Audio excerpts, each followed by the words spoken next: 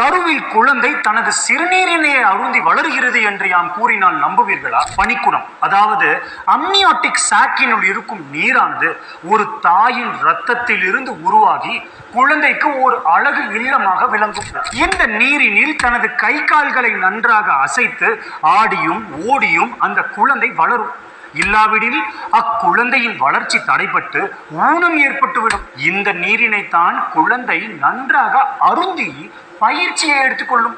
அப்பயிற்சி தான் பிறந்த பின்பு தாய்ப்பாலினை அருந்துவதிலும் விழுங்குவதிலும் பெரும் உதவியாய் இருக்கும். இந்நீரினை சிறுநீராய் வெளியேற்றி மீண்டும் மீண்டும் அக்குழந்தை அதனையே உட்கொள்ளும். இவ்வாறு தனது சிறுநீரகங்கள், வயிறு மற்றும் குடல்களினையும் தயார்படுத்தும். சுமார் 20வது வாரத்தில் இந்நீரினில் அதிக அளவில் சிறுநீரே நிறைந்திருக்கும்.